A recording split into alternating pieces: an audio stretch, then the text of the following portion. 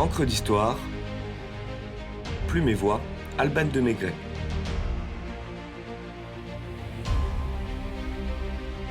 Alexandre Bontemps, premier valet, confident de Louis XIV.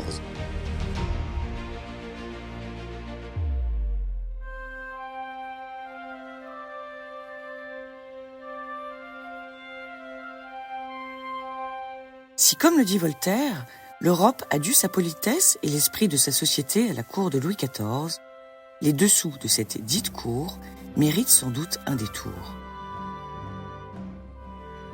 Sous les crins fastueux du palais du Louvre, des Tuileries, et à partir de 1682 du château de Versailles, une fourmilière d'anonymes s'agite et s'affaire pour que le roi Soleil puisse faire rayonner toute sa magnificence sur ses sujets, mais également au-delà des frontières du royaume. Les petites gens qui forment une armée invisible mais essentielle ont pour mission de protéger, soigner, habiller, nourrir, poudrer, laver, coiffer, divertir le roi et entretenir les palais, leurs parcs, leurs écuries. Garde de la porte, sang suisse, garde de la Manche, valet de chien, garde-chasse, fontainier, feutier, porte-chaise d'affaires, jardinier, maître de la garde-robe, perruquier, barbier, baigneur, étuviste, tailleur, blanchisseuse, lavandière, frotteur de parquet, balayeur, échanson, panetier, tournebroche, cuisinier, hatteur, maître-queue, et j'en passe.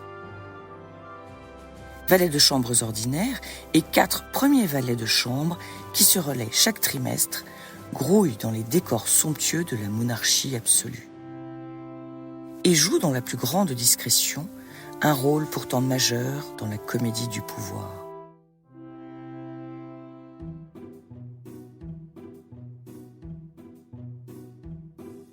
Le premier valet de chambre et intendant du roi a un statut si privilégié du fait de sa proximité avec le monarque que les plus grands ministres le respectent, le redoutent et parfois même le jalousent, comme le note Louis de Rouvroy, duc de Saint-Simon, dans ses mémoires.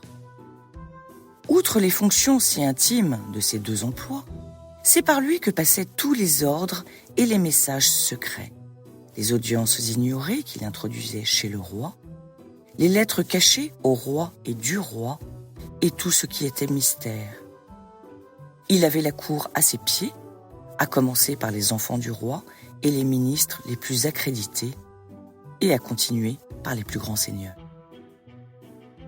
Parmi les hommes qui ont servi cette tâche, il en est un qui a gravé son nom dans l'histoire. C'est Alexandre Bontemps. Jean-Baptiste Bontemps, son père, reçoit la charge de premier chirurgien de Louis XIII par le cardinal de Richelieu en 1633. Et 10 ans plus tard, celle de premier valet de chambre du roi. Le juste meurt 1 mois après avoir nommé et anobli le chirurgien provençal, qui poursuit son devoir auprès du jeune Louis XIV. Alexandre, quant à lui, est nommé abbé commanditaire de l'abbaye Notre-Dame d'Iverneau à l'âge de 16 ans et se dévoue au développement tant spirituel que matériel du lieu fondé par Saint Louis. En 1659, à la mort de son père, il perçoit la charge de premier valet en survivance. Ainsi commencent 50 ans de bons et loyaux services à Louis XIV, fondés sur la connivence et la confidence, la civilité et l'amitié. Si quelques pas de danse partagés avec le roi sur les ballets de Lully créent des liens, dormir dans la chambre royale, chauffer les mules régaliennes, conduire sa majesté dans la chambre de la reine, en portant son épée et son pot de chambre, la réveiller chaque matin avec la formule choisie « Sire, voilà l'heure », sont autant de gestes qui rendent Alexandre indispensable. Son dévouement et sa discrétion sont tels que le roi Soleil lui confie d'autres missions. Au cours de sa longue carrière, en plus de sa charge de valet, il devient conseiller du roi, intendant des terres, parcs et châteaux de Versailles et de Marly, gouverneur de Rennes, surintendant de la maison de la Dauphine, secrétaire général des Suisses et Grisons. Rien pour démentir la confiance aveugle que lui accorde le souverain. Au cœur de la vie de la cour, dans les secrets de l'intimité du roi, le fidèle serviteur est voué corps et âme à Louis, pour qui il devient un complice et un affidé. Saint-Simon résume Bontemps ainsi: l'homme du secret domestique qui sait tout du roi, de ses habitudes, de sa vie privée, et, fait rarissime, ne médit ni ne colporte aucun ragot. Le premier valet n'est-il pas d'ailleurs l'un des seuls témoins de mariage de Louis XIV avec Madame de Maintenon, célébré en secret dans la nuit du 9 au 10 octobre 1683. Si son pouvoir est colossal, Jean-Baptiste Colbert, l'éminence grise du royaume, confesse dans Lettres, Instructions et Mémoires de Colbert devoir, je cite, « faire les ouvrages demandés par M. Bontemps à la chapelle et la sacristie ». Alexandre n'en abuse jamais.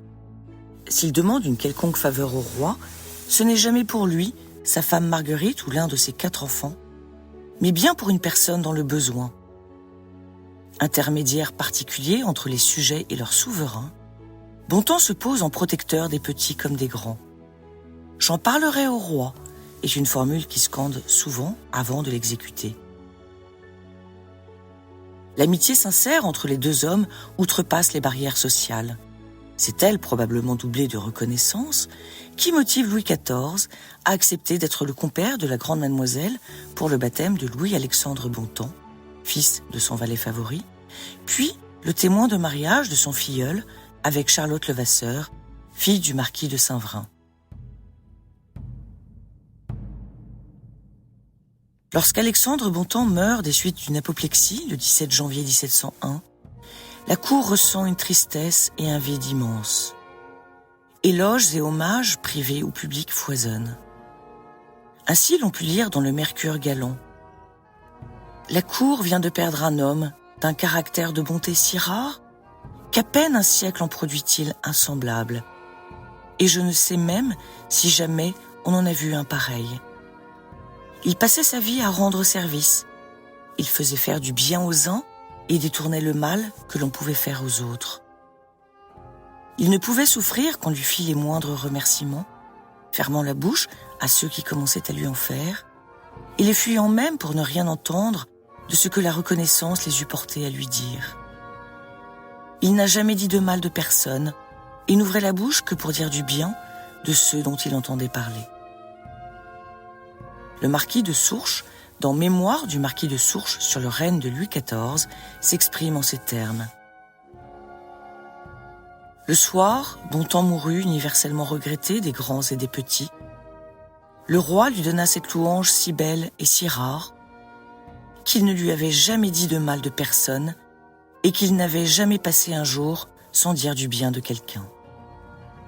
Pour le roi Soleil, perdre un si loyal et honnête serviteur, c'est assurément aussi devoir renoncer à un peu de bon temps. »